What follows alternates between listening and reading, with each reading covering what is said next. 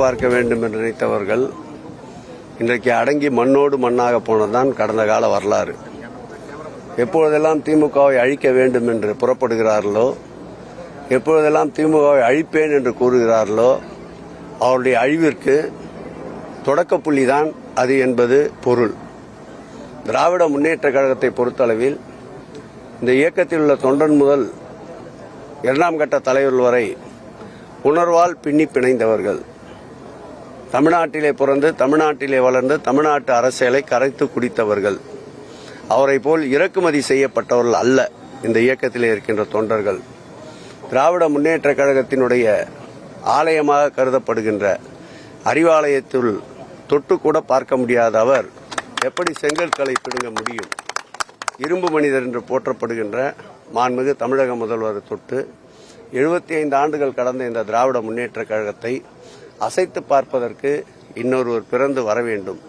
இவருடைய ஆணவ பேச்சிற்கு தமிழக மக்கள் 2026ஆம் ஆண்டு நடைபெறுகின்ற சட்டமன்ற தேர்தலில் மிருக பலத்தோடு திராவிட முன்னேற்ற கழகத்தை மீண்டும் ஆட்சியில் அமர வைப்பார்.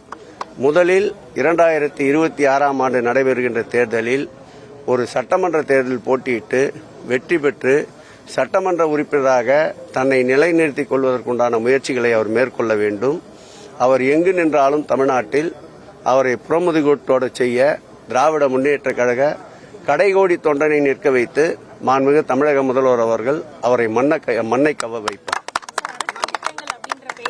நீங்க குழந்தைகள் வெயில் நிற்கிறத பத்தி சொன்னீங்க. எந்த குழந்தையும் இன்னைக்கு கூட வெயில் நிற்கல. அவளோட திறமைகளை வெளிக்கொண்டு வருவதற்காக ஏற்கனவே மாநகராட்சியில் மேயர் அவர்கள் அறிவிப்பில் இடம்பெற்றிருந்த அந்த வாத்திய குழு அந்த பிள்ளைகளுக்கு வழங்கப்பட்டு அவர்களுக்கு பயிற்சி அளிக்கப்பட்டிருக்கின்றது. அந்த பிள்ளைகள் அந்த வாத்திய குழுவில் அடைந்த பயிற்சியையும் அந்த வாத்திய குழுவில் மாநகராட்சி சார்பில் இலவசமாக வழங்கப்பட்டதையும் வருகின்ற சிறப்பு விருந்தினர்களுக்கு அவருடைய திறமையை காட்டுவதற்காகத்தான் அந்த வாத்திய குழு இசை கூட இடம்பெற்றிருந்தது.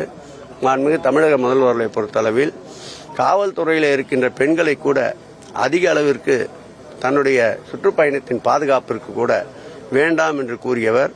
இளஞ்சிறார்கள் எப்பொழுதுமே வதைக்கப்படுவதை விரும்பாத இளம் மனது கொண்ட எங்கள் முதல்வர் அவர்கள் இதுபோன்ற செயலை எப்பொழுதும் அனுமதிக்க மாட்டார். இன்றைக்கு கூட நின்றது இந்த வகையில்தான்.